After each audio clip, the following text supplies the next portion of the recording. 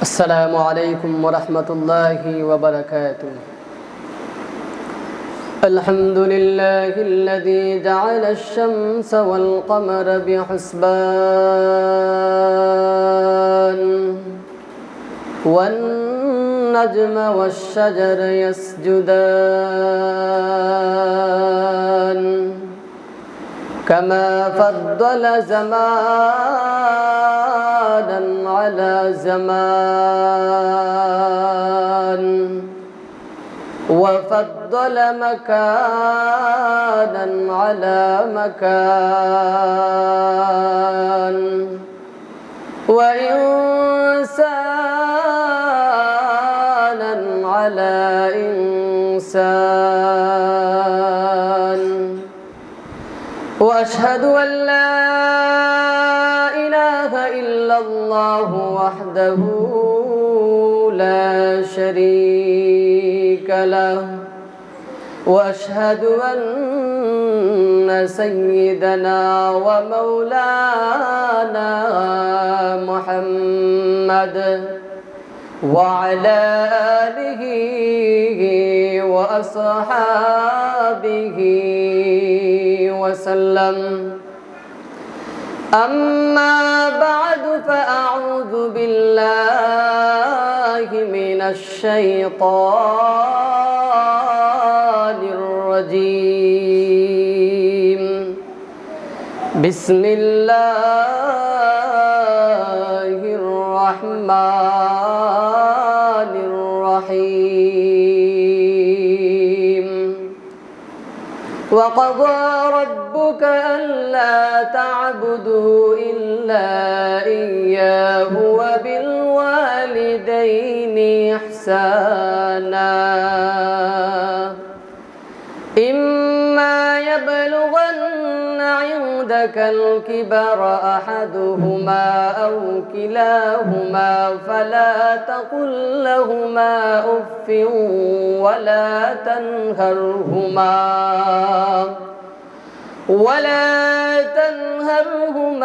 وقل لهما قولا كريما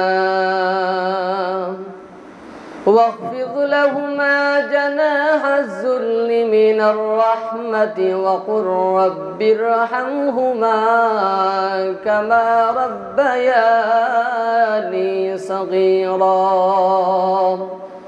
صدق الله مولانا العظيم. तौहीद की अमानत सीनों में है हमारा, आसान ही मिटाना नामो निशान हमारा।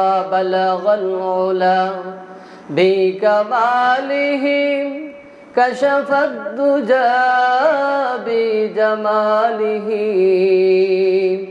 हसनत जमीउ हिसालिही सल्लु अलैहि व आलिही। अल्हम्दुलिल्लाह, अल्लाह पाक रब्बुल आलमीनेर दरबारे लाखो कोटी शुक्रिया যে মহান আল্লাহ পাক রব্বুল আলামিন আমাদের সকলকে কুরআনের বাগানের মধ্যে আসার বসার এবং কুরআন হাদিস থেকে দু একটি কথা বলার এবং শ্রবণ করার তৌফিকটুকু দান করেছেন। এই জন্য সকলেই মহান রব্বুল আলামিনের দরবারে অন্তরের অন্তঃস্থল থেকে বলি আলহামদুলিল্লাহ। আল্লাহ পাক রব্বুল আলামিন বলেন, লাইন শাকারতুম লাযীদান্নাকুম ওয়ালাইন কাফারতুম ইন্না আযাবি লাশাদীদ। আল্লাহ পাক রব্বুল আলামিন বলতেছেন, আমার যে বান্দা এবং বান্দি আমার নিয়ামতগুলো পাওয়ার পরে আমার নিয়ামতের শুকরিয়া আদায় করবে, আমার নিয়ামতের কৃতজ্ঞতা আদায় করবে, আমি আল্লাহ পাক রব্বুল আলামিন আমার বান্দার নিয়ামতকে বাড়িয়ে দেই, আমার বান্দার নিয়ামতকে উজ্জ্বল করে দেই। লাইন শাকারতুম লাযীদান্নাকুম ওয়া লাইন কাফারতুম ইন্না আযাবি লাশাদীদ। আল্লাহ পাক রব্বুল আলামিন বলতেছেন, এবং যে বান্দা এবং বান্দি আল্লাহ পাক রব্বুল আলামিনের নিয়ামত পাওয়ার পরে নিয়ামতের শুকরিয়া আদায় করবে না, নিয়ামতের কৃতজ্ঞতা আদায় করবে না, আল্লাহ পাক রব্বুল আলামিন তার কাছ থেকে নিয়ামতকে ছিনিয়ে নেন। এমনকি শেষ নয়, ইন্না আযাবি লাশাদীদ, নিশ্চয়ই আল্লাহ পাক রব্বুল আলামিন তার জন্য রেখেছেন কঠিন শাস্তি রেখেছেন। আল্লাহ পাক রব্বুল আলামিন বলেন, লাইন শাকারতুম লাযীদান্নাকুম ওয়া লাইন কাফারতুম ইন্না আযাবি লাশাদীদ।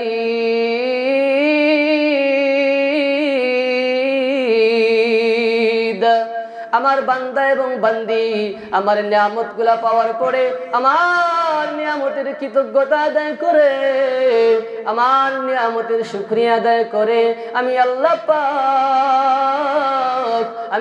পাক রব্বুল আলামিন আমার বান্দার নিয়ামতকে বাড়িয়ে দেই, আমার বান্দার নিয়ামতকে আমি আল্লাহ পাক রব্বুল আলামিন বাড়িয়ে দেই। এবং যে বান্দা এবং বান্দি আমার নিয়ামতগুলা পাওয়ার পরে আমার নিয়ামতের শুকরিয়া আদায় করবে না, আমার নিয়ামতের কৃতজ্ঞতা আদায় করবে না, আমি আল্লাহ পাক তার কাছ থেকে আমার নিয়ামতকে ছিনিয়ে নিয়ে যাই, তার কাছ থেকে আমার নিয়ামতকে নিয়ে যাই। এমনকি ইন্না আযাবি লাশাদীদ, শেষ নয়, নিশ্চয়ই আল্লাহ পাক রব্বুল আলামিন রেখেছেন কঠিন আযাব, কঠিন শাস্তি রেখেছেন। আল্লাহ পাক আমাদেরকে কত নিয়ামত দান করেছেন, আমাদেরকে কত নিয়ামত দান করেছেন, ওই নিয়ামতগুলা ভোগ করতেছি রে ভাই, ওই নিয়ামতের শুকরিয়া আদায় করতে পারতেছি না। আল্লাহ পাক রব্বুল আলামিন আমাকে চোখ দিয়েছেন, এটা আল্লাহর নিয়ামত। আল্লাহ পাক আমাকে কান দান করেছেন, এটা আল্লাহর নিয়ামত। আল্লাহ পাক আমার পা দিয়েছেন, এটা আল্লাহর নিয়ামত। আল্লাহ পাক এত সুন্দর বডি দান করেছেন, এটা আল্লাহর নিয়ামত। এই নিয়ামতের শুকরিয়া যখন বান্দা আদায় করবি, আল্লাহ পাক রব্বুল আলামিন তার নিয়ামতকে বাড়িয়ে দিবেন। তাকবীর মে কলমা মে নামাজোं में আযা में, तकबीर में कलमा में नमाजों में अज़ा में, आए नाम इलाही से मिला नाम मोहम्मद, आए नाम इलाही से मिला नाम मोहम्मद। আমি আপনাদের সম্মুখে কুরআনে কারীম থেকে কয়েকখানা আয়াতে কারিমা তেলাওয়াত করেছি। আল্লাহ পাক রব্বুল আলামিন এই আয়াতের ভিতরে দুটি কথা বলেছেন। প্রথম নম্বরে বলেছেন, ওয়াকাদা রাব্বুকা আল্লা তা'বুদু ইল্লা ইয়্যা। আল্লাহ পাক রব্বুল আলামিন আমাদেরকে বলতেছেন, আমি আল্লাহ ছাড়া আর কারো ইবাদত করো না, ইবাদত করো আমি আল্লাহ পাক রব্বুল আলামিনের। আমি আল্লাহ পাক রব্বুল আলামিন তোমাদেরকে সৃষ্টি করেছি, এত নিয়ামতগুলো দিয়েছি, এই নিয়ামতের শুকরিয়া আদায় করবি আমার ইবাদতের মাধ্যমে, আমার আদেশগুলো মানার মাধ্যমে। আমি আল্লাহ পাক রব্বুল আলামিন নামাজ ফরজ করে দিয়েছি, নামাজের মাধ্যমে আমি আল্লাহ পাক রব্বুল আলামিনের কৃতজ্ঞতা আদায় করবি। এজন্য আল্লাহ পাক রব্বুল আলামিন বলেছেন, ওয়াকাদা রাব্বুকা আল্লা তা'বুদু ইল্লা ইয়্যা। আল্লাহ পাক রব্বুল আলামিন বান্দাদেরকে বলতেছেন, আমি আল্লাহ ছাড়া কারো ইবাদত করবা না, আমি আল্লাহ ছাড়া কারো ইবাদত করবা না, আমি আল্লাহ ছাড়া কারো উপাসনা করবা না। ওয়াবিল ওয়ালিদাইনি ইহসানা। দ্বিতীয় নম্বরে আল্লাহ পাক রব্বুল আলামিন বলতেছেন, তোমাদের পিতা এবং মাতার সাথে সৎ ব্যবহার করো, ভালো আচরণ করো, ভালো ব্যবহার করো। এই দুটি কথা আল্লাহ পাক রব্বুল আলামিন এই আয়াতের ভিতরে বলেছেন। পরের অংশে বলেছেন, ইম্মা ইয়াবলুগান্না ইনদাকাল কিবারা আহাদুহুমা আও কিলাহুমা ফালা তাকুল লাহুমা উফফিউ ওয়ালা তানহারহুমা ওয়া কুল লাহুমা কাওলান কারীমা। আল্লাহ পাক রব্বুল আলামিন বলতেছেন, তোমাদের পিতা এবং মাতা তাদের মধ্য থেকে একজন অথবা দুজন যদি বৃদ্ধা হয়ে যায়, বার্ধক্যে উপনীত হয়, তোমরা তাদের সঙ্গে ধমক দিয়ে কথা বলো না, উফ শব্দ তাদের জবান থেকে বের হয়ে আসে, এমন কষ্টদায়ক কথা বলো না। ওয়া কুল লাহুমা কাওলান কারীমা। আল্লাহ পাক রব্বুল আলামিন বলতেছেন, শিষ্টাচারের মতো তাদের সঙ্গে কথা বলো, ভদ্রভাবে কথা বলো। ওয়াকফিজ লাহুমা জানাহাল যুল্লি মিনার রাহমা। পরের অংশে আল্লাহ পাক রব্বুল আলামিন বলতেছেন, তাদের সঙ্গে ভালোবাসার সাথে নম্র এবং ভদ্রভাবে তাদের সঙ্গে কথা বলো, আচরণ করো। ধমক দিয়ে কথা বলো না, গালি দিয়ে কথা বলো না। কারণ একটা সন্তানকে জন্ম দিতে গিয়ে মায়ের কি কষ্ট, বাবার কি কষ্ট সন্তান বুঝবে না। সন্তান তখনই বুঝবে যখন ওই সন্তান একজন বাবা হবে, একজন বাবা হবে, দায়িত্ব যখন তার উপরে পড়বে তখনই সে বুঝতে পারবে একজন সন্তানের কি অবদান, কি কষ্ট একটা সন্তানকে লালন পালন করতে গিয়ে। পরের অংশে আল্লাহ পাক রব্বুল আলামিন বলতেছেন, ওয়াকুর রাব্বিরহামহুমা কামা রাব্বায়ানি সগীরা।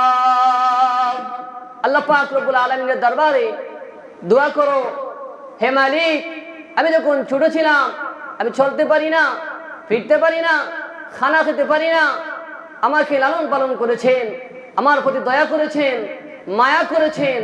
আমি যখন ছোট ছিলাম, শিশু ছিলাম, ঠিক সেইভাবে আপনি তাদের উপরই রহম করেন, দয়া করেন।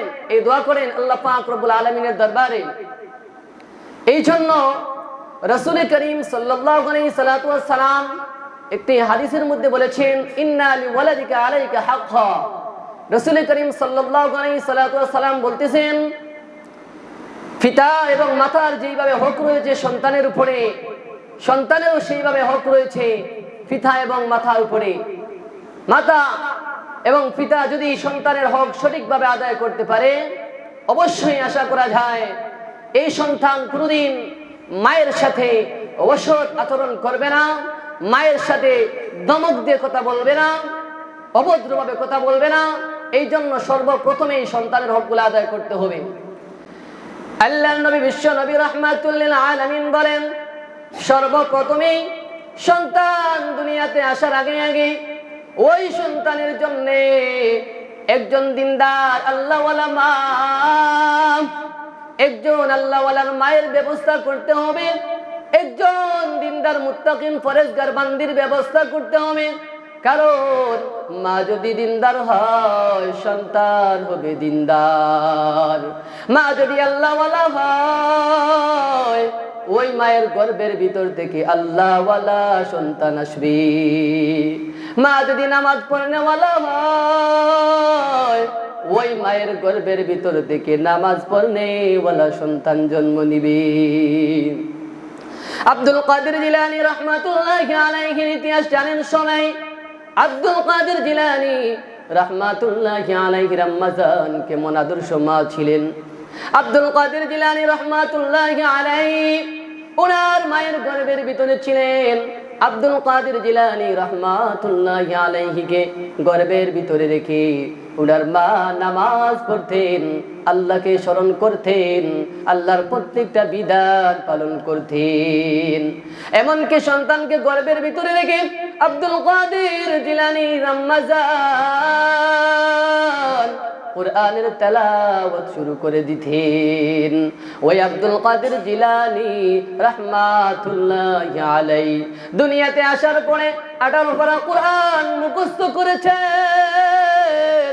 কারণ উনার মা ছিলেন দিনদার, উনার মা ছিলেন আল্লাহওয়ালা, উনার মা ছিলেন তাহাজ্জুদ পড়নেওয়ালা বান্দি, উনার মা ছিলেন নামাজ পড়নেওয়ালা বান্দি।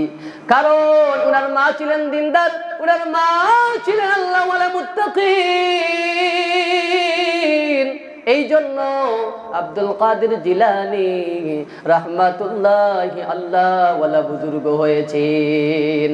এই জন্য সর্বপ্রথমে রাসূল করিম সাল্লাল্লাহু আলাইহি ওয়াসাল্লাম জানা দেন সর্বপ্রথমে দিনদার মায়ের ব্যবস্থা করতে হবে, কারণ মা যদি দিনদার হয় সন্তান হবে দিনদার।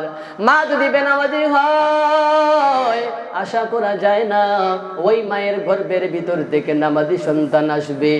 মা যদি বেনামাজি হয়, মা যদি আল্লাহর বিধান হুকুম সঠিক মতো পালন করে না, মা যদি নবীর আদর্শ পালন করে না, আশা করা যায় না ওই মায়ের গর্ভের ভিতর থেকে আল্লাহওয়ালা মুত্তাকিন সন্তান জন্ম নিবে। দ্বিতীয় নম্বরে আল্লাহ নবী বিশ্ব নবী রাহমাতুল লিল আলামিন বললেন সন্তানের জন্য দিনদার আল্লাহওয়ালা মুত্তাকিন দেখে একটা নাম রাখতে হবে। সন্তান দুনিয়াতে আসার সঙ্গে সঙ্গে সন্তানের জন্য ইসলামী একটি নাম রেখে দাও, কারণ দিনদার মুত্তাকিন আল্লাহওয়ালার নামের আসর তার উপরে পড়বে। তৃতীয় নম্বরে আল্লাহ নবী বিশ্ব নবী রাহমাতুল লিল আলামিন জানায় দেন সন্তানের জন্য আকিকা করতে হবে, খতনা করতে হবে, কারণ খতনা করতে হবে, আকিকা করতে হবে। আকিকা করা হয়, খতনা করা হয়, এটা সন্তানের জন্য বরকত। আল্লাহ পাক রব্বুল আলামিন আমি যে আয়াত পাঠ করেছি এই আয়াতের ভিতরে দুটি কথা উল্লেখ করেছেন। প্রথম নম্বরে আল্লাহ পাক রব্বুল আলামিন জানায় দেন আমি আল্লাহ ছাড়া কারো ইবাদত চলবে না, ইবাদত যদি চলে একমাত্র আমার মাওলার। দ্বিতীয় নম্বরে আল্লাহ পাক বলতেছেন পিতা এবং মাতার সাথে সৎ ব্যবহার করার জন্য, ভালো আচরণ করার জন্য। কিন্তু আমরা দেখতে পাই অনেক মা অনেক বাবা সন্তানকে কষ্ট করে লালন পালন করেছে, কিন্তু বড় হয়ে যাওয়ার পরে মাকে গালি দেয়, মাকে ধমক দেয়। ও সন্তান তুমি জানো না তোমার মায়ের কত কষ্ট হয়েছে, তোমার মায়ের কত পরিশ্রম হয়েছে। আল্লাহর নবী বিশ্ব নবী রাহমাতুল লিল আলামিনের দরবারে আল্লাহর নবীর এক সাহাবী প্রশ্ন করলেন ইয়া রাসূলুল্লাহ ইয়া হাবিবাল্লাহ, ওগো আল্লাহর পয়গম্বর আমার উপরে আমার মায়ের অবদান বেশি নাকি আমার বাবার অবদানটা বেশি? আল্লাহর নবী বিশ্ব নবী রাহমাতুল লিল আলামিন ডাক দিয়ে বলেন ও আমার সাহাবী শুনে নাও তোমার উপরে তোমার বাবার চাইতে তোমার মায়ের অবদানটাই বেশি। দ্বিতীয়বার আবার প্রশ্ন করলেন ইয়া রাসূলুল্লাহ ইয়া হাবিবাল্লাহ, ওগো আল্লাহর পয়গম্বর দ্বিতীয় নম্বরে আমার উপরে কায়ের অবদান বেশি? আল্লাহর নবী আবার ডাক দিয়ে বললেন ও আমার সাহাবী শুনে নাও তোমার উপরে তোমার বাবার চাইতে তোমার মায়ের অবদানটাই বেশি। তৃতীয়বার আবার প্রশ্ন করলেন ইয়া রাসূলুল্লাহ ইয়া হাবিবাল্লাহ, ওগো আল্লাহর পয়গম্বর আবার বললেন, তৃতীয় নম্বরে বললেন এবার বলেন আমার উপর কার অবদানটা বেশি? আল্লাহর নবী বললেন ও আমার সাহাবী শুনে নাও তোমার উপরে তোমার মায়ের অবদানটাই বেশি। চতুর্থবার আবার প্রশ্ন করলেন ইয়া হাবিবাল্লাহ, ওগো আল্লাহর পয়গম্বর এখন বলতেছেন তোমার বাবার অবদানটা বেশি। চতুর্থবার বললেন তোমার বাবার অবদান তোমার উপরে। তিনবারই বললেন তোমার মায়ের অবদানটা বেশি। কেন? কারণ বাবার চাইতে মায়ের অবদানটাই বেশি। কারণ মা 10 মাস 10 দিন গর্ভের ভিতরে তোমাকে রেখেছে, কত কষ্ট কত পরিশ্রম করেছে, এটা মা ছাড়া আর আল্লাহ ছাড়া কেউ বলতে পারে না। মা ঘুমায় গেছে সন্তান লাথি মেরে দিয়েছো। মা ঘুম থেকে উঠে কান্না করে আল্লাহর দরবারে মুনাজাতের ভিতরে ওগো আল্লাহ আমার পেটের ভিতরে যে সন্তানটা তুমি দান করেছো ওই সন্তানটাকে আল্লাহ ওয়ালা মুত্তাকিন বানায় দাও। মা কত কষ্ট করে কত পরিশ্রম করেছে তোমার জন্য তুমি জানো না। তিনবার বললেন মায়ের অবদানটাই বেশি, চতুর্থবার বললেন তোমার বাবার অবদানটা বেশি। আল্লাহর নবী বিশ্ব নবী রাহমাতুল লিল আলামিন হাদিস শরীফের মধ্যে বলেন আল জান্নাতু তাহতা কুদামিল উম্মাহাত। আল্লাহর নবী বিশ্ব নবী রাহমাতুল লিল আলামিন বলতেছেন তোমার মা এবং তোমার বাবার পায়ের নিচে আল্লাহ পাক রব্বুল আলামিন জান্নাত রেখে দিয়েছেন। মায়ের সাথে আঘাত দেওয়া যাবে না, মাকে কষ্ট দেওয়া যাবে না, মাকে ধমক দেওয়া যাবে না, মাকে গালি দেওয়া যাবে না। কারণ আল্লাহর নবীর এক সাহাবী আলকামা রাদিয়াল্লাহু তাআলা আনহু উনি মায়ের সাথে কষ্ট দিয়েছেন, মাকে আঘাত দিয়েছেন, উনি দুনিয়া থেকে বিদায় হয়ে যাবেন। এই মুহূর্তে উনার জবান দিয়ে আল্লাহ পাক রব্বুল আলামিনের কালেমা উনার জবান দিয়ে আসে না। সাহাবায়ে কেরাম পাগল হয়ে গেলেন, কান্না শুরু করে দিলেন, ওরে আলকামা তোমার জবান দিয়ে কেন কালেমা বাইর হয়ে আসে না? সারাটা জিন্দেগি আল্লাহ নবীর সুন্নত পালন করেছো, আল্লাহর হুকুম পালন করেছো, নামাজ তো তুমি কোনোদিন ছেড়ে দাও নাই, আল্লাহর বিধান কোনোদিন ছেড়ে দাও নাই, নবীর আদর্শ কোনোদিন ছাড়ো নাই, নবীর আদর্শ কোনোদিন ছাড়ো নাই, তাহলে তোমার জবান দিয়ে কালেমা কেন বাইর হয়ে আসে না? সাহাবায়ে কেরাম কান্না শুরু করে দিলেন, কান্না শুরু করে দিলেন। বিশ্ব নবীর দরবারে গিয়ে বলেন ইয়া রাসূলুল্লাহ, ইয়া হাবিবাল্লাহ, ওগো আল্লাহর পয়গম্বর, সাহাবী আলকামার দুনিয়া থেকে বিদায় হয়ে যাবেন। এই মুহূর্তে উনার পবিত্র জবান দিয়ে কালেমা কেন বাইর হয়ে আসে না? আল্লাহর নবী বিশ্ব নবী রাহমাতুল লিল আলামিন বলেন, ও আমার সাহাবীরা, আমাকে নিয়ে চলো না আমার সাহাবীর কাছে। আল্লাহর নবী বিশ্ব নবী রাহমাতুল লিল আলামিনকে নিয়ে গেলেন। আল্লাহর নবী বিশ্ব নবী রাহমাতুল লিল আলামিন ডাক দিয়ে বলেন, ও আলকামা, আমার সাথে পড়ে নাও লা ইলাহা ইল্লাল্লাহু মুহাম্মাদুর রাসূলুল্লাহ। তারপর ওনার জবান দিয়ে আসে না, জবান দিয়ে আসে না। আল্লাহর নবী বিশ্ব নবী বললেন, ও আমার সাহাবীরা, আমার সাহাবী আলকামার মাতা পিতা কি দুনিয়ার জমিনে জীবিত আছেন? সাহাবী আলকামা ডাক দিয়ে বলে, বাবা দুনিয়াতে নেই, কিন্তু ওনার মা দুনিয়ার জমিনে জীবিত অবস্থায় রয়েছেন। আল্লাহর নবী বললেন, ও আমার সাহাবীরা, জলদি করে যাও, আমার সাহাবীর আম্মা জানকে আমাদের সামনে নিয়ে আসেন। সাহাবায়ে কেরাম চলে গেলেন, গিয়ে দেখতেছেন আল্লাহর বান্দি চোখের পানি ছেড়ে ছেড়ে কান্না শুরু করে দিয়েছেন। সাহাবায়ে কেরাম উনাকে ধরে আল্লাহর নবীর দরবারে হাজির করে দিলেন। আল্লাহর নবী বিশ্ব নবী রাহমাতুল লিল আলামিন ডাক দিয়ে বলেন, ওরে মা, তোমার সন্তান দুনিয়া থেকে বিদায় নিবে, তোমার সন্তান দুনিয়া থেকে বিদায় নিবে, উনার জবান দিয়ে কালেমা কেন বাইর হয়ে আসে না? তোমার সন্তান তোমাকে আঘাত দিয়েছে, কষ্ট দিয়েছে রে মা, আমি তোমার কাছে মাপ চেয়ে নাই, তোমার সন্তানটাকে তুমি মাফ করে দাও। আপনি যদি মাফ না করেন রে মা, ওই তোমার সাহাবী তোমার সন্তানের জবান দিয়ে কালেমা আসবে না। আর কালেমা যদি না আসে, সারাটা জিন্দেগি আল্লাহর হুকুম পালন করেছে, আমার সুন্নাত পালন করেছে, মরণের সময় কালেমা পড়ে দুনিয়া থেকে বিদায় নিবে না, আমার মনে বড় আঘাত থাকবে, কষ্ট লাগবে। আল্লাহর নবী বিশ্ব নবী বারবার বলতেছেন, ওরে মা, জলদি করে মাফ করে দাও।